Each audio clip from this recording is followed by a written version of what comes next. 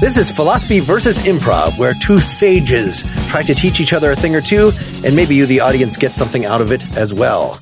I'm Mark Linsenmeyer, a philosophy pedagogue who is itching to learn improv.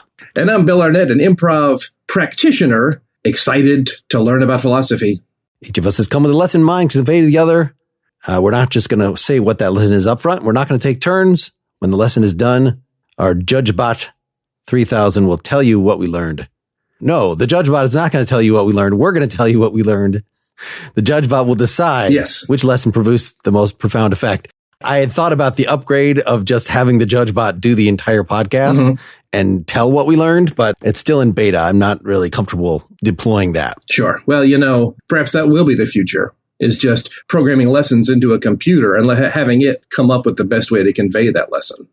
Then also people can use the computers to take in that lesson. So it'll just be computers talking to computers because we won't really have to do anything because we're out of the loop. Humanity will be out of the loop and several more generations. Full stop. But is that a reasonable thing to predict? That's kind of what I'm wondering about today, is what counts as a reasonable or rational thing to say? Great question. I think we can make a lot of guesses. I think we can look towards the past and see how certain changes or technologies or conceptual technologies have changed the future. Would you like to hear my guess of how the future is going to be very different within one generation? Do it. Humanity, mostly science, will figure out how to make plant-based protein to such a degree that there will be a generation raised primarily on plant-based protein that will be confused about natural meats. They won't understand why this veggie patty is called chicken. Why is this named after this animal? Why is it shaped the way it is? And when they learn why, they will be horrified. So presumably at that point, when such veggie meats are so easy, and maybe we're even close to that point now, it will be seen as unreasonable. Exactly. To actually want to go out and pull out your fangs, chomp into a wild creature. I hate to say it, we are as moral as our options allow us. How's that one for you? Is there some kind of scene that we could venture into that is based on one of these various things that we've been... We certainly could. I guess if there's going to be some improv in there, we probably should do something improvisationally. You know what, Mark? Why don't you get us? I feel like I'm starting these things, and I feel like I kind of silver platter these things sometimes. So the only thing I'm going to say is I would love for your initiation to just lay out some kind of context, if that makes sense, and then I can find a home inside that context. Other than that, there are no rules. None. I think that we are two turkeys. We're two turkeys waiting around in the pen. We know not why. Sure. Can you turn that into a line of dialogue? Hey there, Bob. What's going? Nothing much. Another day, another scratching through the gravel here. Can I admit something? I just, tell me if this is just me, but there aren't a lot of older turkeys here. Have you noticed that? Yeah, I heard that they graduate. Oh, yeah? I'm not totally sure what I think they probably go to get jobs. Like, we don't really have to do very much here. I feel like our needs are just taken care of. I mean, I'd like to have more food. And I guess I'm looking forward to that because I'd like to have food more times per day. And I think once I graduate, I'll be able to do that. Well, maybe it's tinfoil waddle time, but I've got a theory too. Yeah. You know what the farmer does with the old turkeys? He turns them into, are you ready for this? Dogs and cats. I see plenty of old cows. I see plenty of old over in the dairy. I see plenty of old dogs and cats. Don't see any old turkeys. See, I don't think that's a very reasonable guess. Not reasonable. Because I think turkeys are distinguished from those other animals by the fact that we can talk, we have reason. Oh, well, we have. I haven't heard them dogs and cats talking. Have you ever seen a dog egg or a horse egg or a cat egg? Right. So they're probably just beasts. They don't have eggs. Where do they come from? They just pop out of thin air? The ground? I mean, okay. So food comes from the bucket. Mm-hmm. Dogs.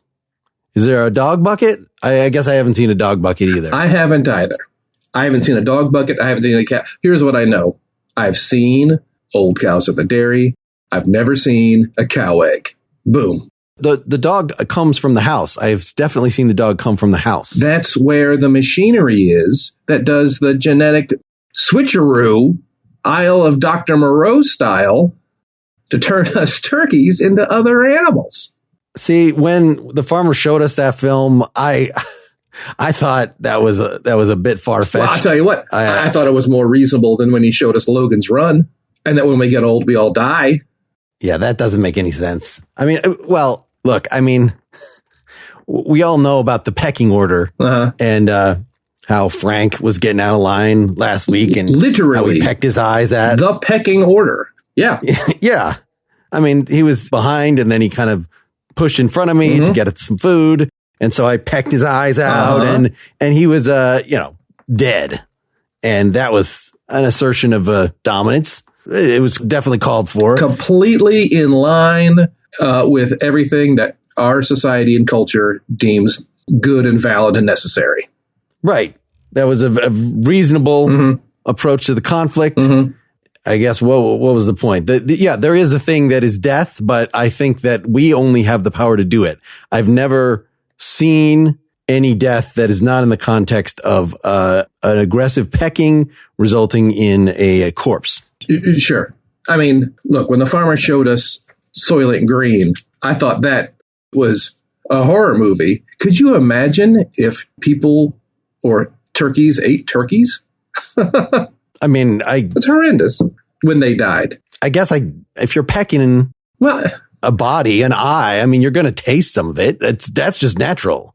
But like, I wouldn't actually eat it. I might just like give it a little. You just need to send a message. And besides, if they're dead and you're eating them, they can't receive your message. Boom. Right. Yeah, I guess that is a flaw in the system. Look, back to your point about seeing dead things. Yeah. I did see there was a donkey, if you recall, a donkey that lived here. Gary got hit by a tractor and fell over and stopped moving. I did not inspect Gary, but he sure looked dead to me. So did he become a cat? Did he become a dog? Is this what you think, that when something dies that it becomes something else? The farmer put it in the back of the trailer on the tractor. They shoved it back there, took it around behind the barn. I never saw Gary again. However, I did see kittens. This was last March after the snow had all melted. Dead donkey goes behind the barn. Kittens come out of the barn. Didn't see the kitten eggs. Did see the baby cats. And if you think about it, one donkey, I mean, you could probably, it's going to take several other things as a mass, conservation of mass going on. So. Yeah, no, I get that. It's just that those are beasts. And so, yeah, you take a beast, you chop it into bits. I guess you get other beasts. But with us, I mean. You don't think we're beasts? No, we're fundamentally different. When I peck out someone's eyes and, go all the way, don't stop at just a message, just a blindness message, and go all the way for the kill, then I'm setting a soul free into the ether that I guess will become one with the sun, something like that.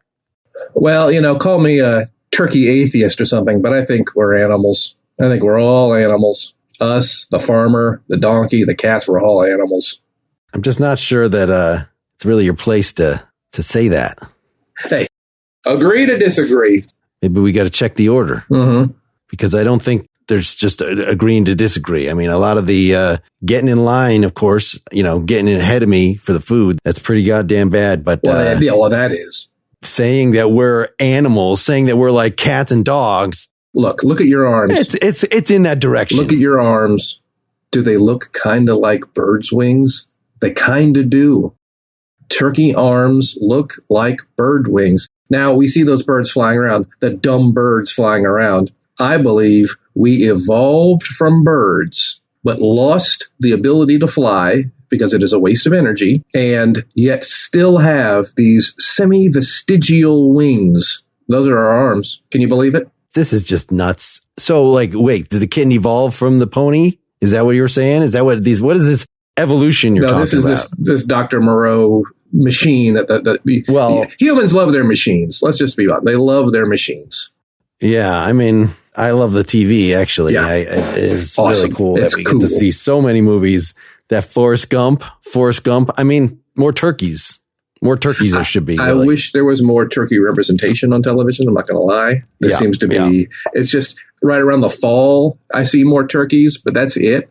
I don't know why that's what the fall has to do with turkeys. It makes no sense to me, but there seems to be more turkey-related content in the fall. All right. I'm beginning to get what this game is. I also see a lot more pumpkins in the fall. Yeah. So what's with that? Is that because like the kittens become pumpkins? Well, the pumpkins are done growing. The pumpkins are plants. That's when they're harvested. That's when they're done growing. And the pumpkins, the fall do they is become when we food? Don't see. Where does the food come from? The food comes from the bucket. All right, we got that. Where does the bucket come from? The fields. Okay, so it grows. It grows. The bucket grows. The buckets. So why isn't there a bucket season? Great question. Yeah, I think this whole line of growing and evolution and all this is just, we're here. Today is the day. The past is not even, I mean, I barely even remember. I do remember the movies. I mean, that is, I think there's something there that's kind of eternal, maybe like our souls, but people are basically stay the same because we are luminous beings. And, our speech and our reason makes us stand out. And even the farmer, he's got some advantages, certainly. I mean, you got to give him that. This is getting real heavy. I'm going to stretch my neck out across this tree stump for a little while. That's always very comforting to me. Are we done? I guess. See, we'll stop right there. Right. We'll stop right there. All right. What do you think of that? I thought it was enjoyable. We certainly got it going for a long time, Mark. And I think you seemed very comfortable for the length of that thing. I enjoyed being in that area. I was a little, we were exploring. Sure. It was a little hard to keep it consistent on how developed these creatures' sense of environment was, how human-like. Sure. It actually was, how ignorant they were of the world. Yeah. Your character seemed to have a lot of inside knowledge that I don't know the turkeys, so that to explain, given that we've been in the same environment, why there would be two characters with such different ideas. That was an interesting challenge. Well, I don't know that we met that challenge, but it was exploratory. I enjoyed it. Well, we're going to call that scene, my professional breakdown of that scene would be as follows.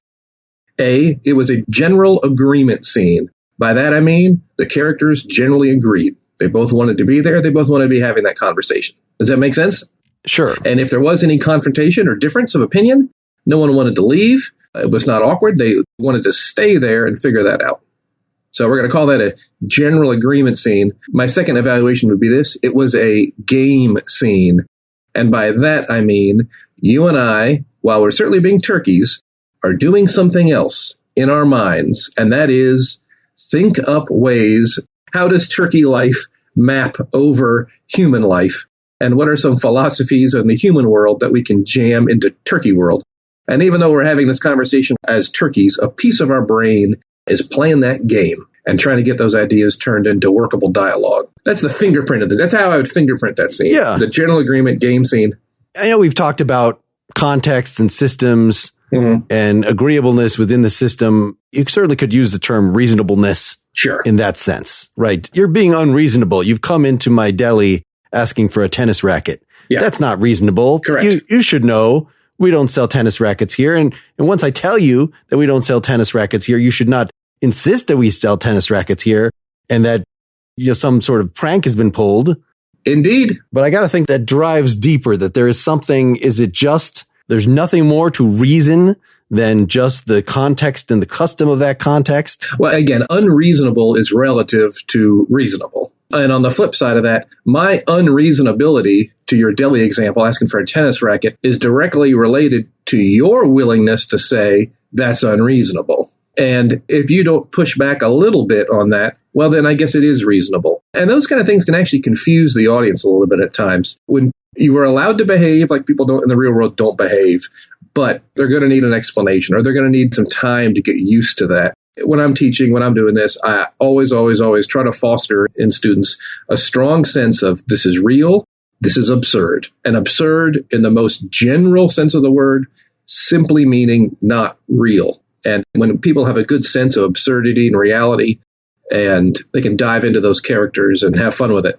So what about contradicting yourself? It seems like... As a character or as an actor or... As a character. I mean, I guess that's the question. Is it maybe the audience doesn't necessarily know? You know, I think we got tripped up a few times there. At least I felt like I wanted to say something about time. I started to say something about time, for instance, and then I'd clearly already referred to us seeing repeated movies, whereas had I thought of the time issue first, then turkeys probably have a very limited sense of the past. It was something that needed exploring. And if I didn't actually contradict myself, I certainly came very close to that. Now, it's an absurd enough situation. Maybe it doesn't matter whatsoever. Well, we both lived in that absurdity. We both allowed it to happen. So the first time we mention a movie, the audience might be like, oh, that's funny, or that's weird, or that's strange. We mentioned it a few times. You even mentioned the farmer shows us movies. At that point, I think the crowd is totally on board with these turkeys both watching and comprehending movies, and they probably find it quite enjoyable. And every time we mention a movie, an oddly pointed movie, a movie that has so much... I mean, the farmer's showing us the good stuff, or at least, well, the good stuff that really jogs our minds and whatnot. I understand Forrest Gump. It has lost some shine as the years have gone by. Yeah, I think the crowd was totally fine with the ridiculousness of that. We were just a few steps from Run, Forrest, Run to Chicken Run to Turkey Run. So, boom. An unrealized potential link. Exactly. Those things are all around us. You'll get off stage sometimes and a crowd member will be like, man, it was really cool when you said that one thing that the other character said. And I don't remember having done that, but I don't say that. I just say, hey, it's the magic of the work. It is cool, isn't it? Thank you. Thank you for the compliment. That comes up often. So I guess in certain contexts, unreasonableness is reasonable because you've created characters that are acting absurd. But of course, there are going to be different kinds of unreasonableness, and the kind that is in character for the situation you set up and the kind that is out of character is going to be grating. Not to mention playing with that sense is fun too. The audience certainly understands what is and isn't reasonable. And sometimes they enjoyed having those things played with a little bit, or, us breaking the fourth wall, bowing reality a little bit. It can be quite fun and the audience can enjoy it. The difficulty comes if you and I aren't on that same page and aren't agreeing and playing it and aren't recognizing when the absurdity is either when the audience isn't buying it or it's not getting swallowed or it's just kind of hanging. And I don't know how else to describe it, but you've got an artistic sense in you. That needs to be played with some more. I don't know who mentioned movies first, but we both liked it. We both dived in pretty hard into that.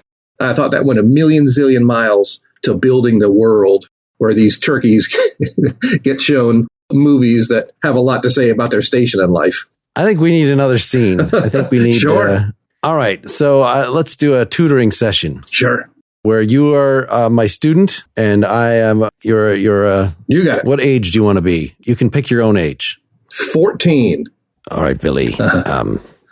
You've been doing just terrible in math. Horrible. I don't think that we can go on this way. You need to sit down. You need to focus. You need to stop being silly on the tests. Stop what on the test? Vomiting on the test?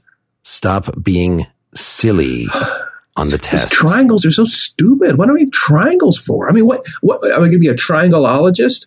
Work at the triangle factory? I mean, geometry. Why?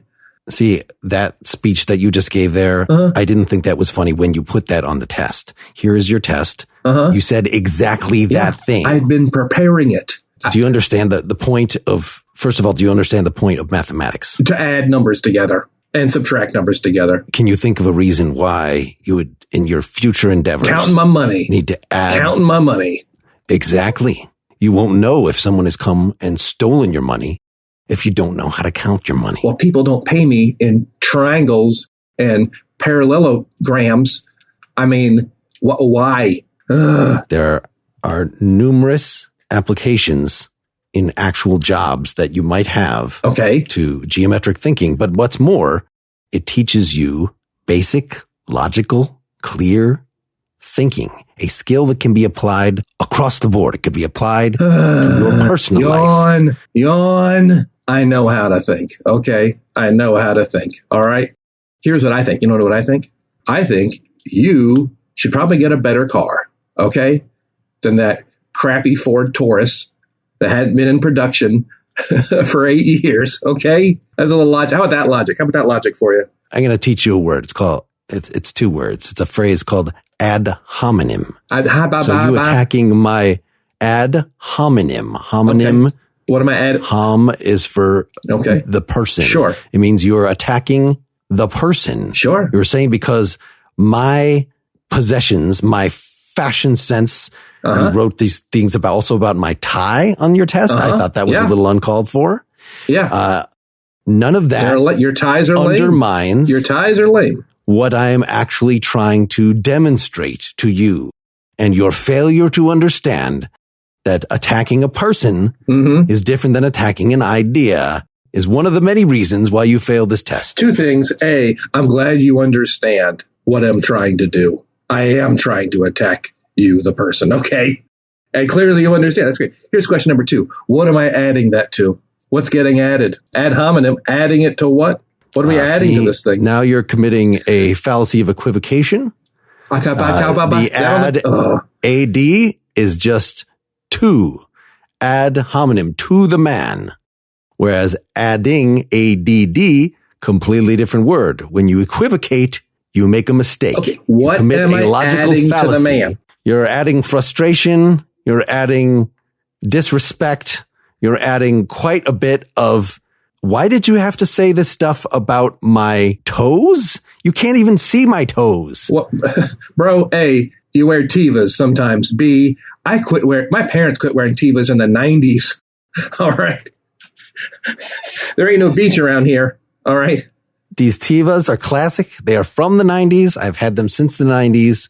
It shows that I'm in touch with the children and their ways. What do I need? What do I need to do to get a D-? I just want a D- in geometry. Okay. What do I need to do that? If you just sit there and shut up, a D- you will have. Boom. Failing is too much trouble on the parents to come in, but a D-, as long as you do not disrupt the class with your irrelevant comments, with your attacks on other students, even talking about my toes on your test is over the line, but talking about, do you know that Wendy was crying because of what you said? What is that? I showed you a note that said can do. You said, don't be disruptive. Sit there and be quiet. That's what I did. I wanted to say that I can do that. So I wrote a note that said can do. And now I'm going to go back to being quiet and get my D-. All right. That's reasonable. And scene. Awesome. Now, again, fingerprint of that scene, we were disagreeing in that time. Neither one of us necessarily wanted to be there, but we had to be there, right? Tutors got to be there to make their money. I got to be there to pass geometry. I would also say, even though it was closer to something called a relationship scene, where you and I are more in the moment, we can't really think ahead. It's harder to think ahead because what I say is right on the heels of what you're saying, and what I'm saying is inspiring you to speak. Does that make sense? Sure. Now, we can think ahead a little bit. No scene is purely game scene or relationship scene. There were certainly some gamey elements to that, me thinking of the different ways I can disrupt this. However, I can't go into such super detail like I could in that turkey scene. I've got to be very much in the moment, very alive as these two people friction against each other. So I would call that a frustration scene. Okay.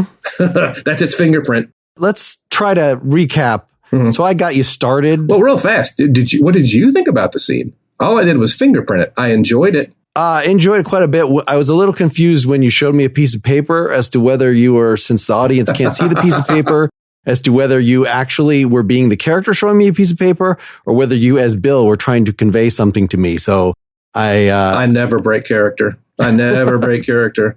Like Lincoln Osiris in Tropic Thunder. Not until the end. Yes, we can move along to the next part here. So I think this typology of scenes newly entered our discourse here. So a game scene versus a, what did you call it? An in the moment scene? A relationship scene. A relationship scene. Was that the lesson to kind of get started on those? It ended up going that way. I had something else written on my piece of paper, but I can share what that is, or we can just make it what you said. If you don't feel like we could save it for a different lesson. Let's save it. And that's what we'll make it. This idea. And again, it's not, the audience does not know the rules of improv. They're not going to judge you. However, if I find myself in a particular scene and I sense that it is a certain type of scene, is this a sprint or is this a marathon? Well, I can change my style of play to fit. What is my partner going for? He wants us to be philosophical turkeys, can do. And in fact, to make that scene's probably going to be a little bit longer. It's probably going to be a little more patient. However, I can always keep in my back pocket something big and ridiculous should I get bored or whatnot. But first, I kind of want to serve that idea as best as I can. What did you get out of this? Obviously, it was something in the having to do with reason. But Yes. what more specifically do you feel like? How do we judge reasonable? How do we say, it certainly happens in court all the time, a reasonable expectation of privacy, reasonable behavior? I'm sure that there are instances where assaults have happened at bars or whatnot, and people have probably gotten off because a judge or jury thought that someone's reaction was reasonable. And I'm sure people have been thrown away in jail for a while because people thought someone acted unreasonably to an altercation. And I'm sure that's probably on the jury and judges and attorneys and whatnot to figure out what is or isn't reasonable and how there's a lot of wiggle room. Yes. I was hoping for a little more global investigation of what the basis of rationality might be. Now, given that we're talking in an improv context about contexts, then it really did sort of get subsumed into that discussion about systems. And, I made the connection myself as I was saying it. So it's not that this is typically, if I had said, but outside of a fictional context or, a performative context, what counts as reason? Yeah. Then that would have started us on something. But I think we could save some of that for next time. I felt like last time my description of what was wrong with lying was a little inadequate in that I said, when you lie, that it's like you're making a second claim alongside it saying the sentence I just said is true. Well, if you're intending to lie, then you could just lie about the second sentence as well, right? The way that I actually put that, what I should have said is if this wasn't clear, is that just by speaking at all, you're making a claim, maybe unconsciously, to truth. So the idea is that if you tell a lie, you are contradicting what you are also saying in saying those words. So what's wrong with a lie is not just that you're lying and it might hurt people, but that there's something more fundamental in that you are being unreasonable. You are contradicting yourself. That's at least the theory that somebody like Immanuel Kant had about lying. And so I thought talking about reasonability in this context was relevant, that Kant's argument there comes down to it is irrational for you to lie. It's not just morally wrong. In fact, what all moral wrongness becomes some sort of irrationality. And that's something that we could explore in a future discussion, perhaps. Who said people are rational? Well, or are supposed to be rational? Yes, that is what Kant said. We're supposed to be rational, and that in fact we all recognize when we say something that contradicts something we just said, again, just kind of by speaking at all, you're laying a value claim down to not just truth, but rationality more generally. And so, you may as well be an animal if you throw that away, that is the thing. But I feel like very little of that. I threw some of those words into our scenes and I talked about some fallacies in the second one and all that was fine, but I don't even want to ask the judge bot. I think improv produced the most profound effect on me in that scene. Do you want to fight me about that or do you agree? I will accept the victory. That's a little piece of advice someone gave me. If anyone out there is artistically inclined or ever is in a place where they get compliments, always graciously accept a compliment. Even if you don't believe it, they might be lying, but they decided that it would be good for them to do it. And they did it for noble reasons. And you should always graciously accept compliments. You don't have to thank them up and down, left, right, and center. Always graciously accept a compliment. So when you say improv one, thank you. Thank you very much. So the judge bot has... change their decision. No. Is glowing red and is spitting out ticket after ticket after ticket. I'm going to unplug it. Okay. Okay. I've pulled out the USB. So hopefully, it's still very, very hot to the touch, but hopefully it'll be in good shape for next time. And I will make use of that technology. And perhaps I might even look at that upgrade so that I could just have it perform instead of me. You might have to get one on your end if we really wanted to make it complete. Could just be me with a box on my head. I'm going to warn you right now. And I will accept that that is in character. If you start wearing a box on your head, that is not you telling me something about yourself as a person. Yeah. All right. Well, this is a modest-sized, unpretentious episode. Thank you so much, Bill. I really enjoyed learning from you today. And I enjoyed learning from you, Mark. Thank you, audience. Thank you, audience. And scene. Scene, indeed.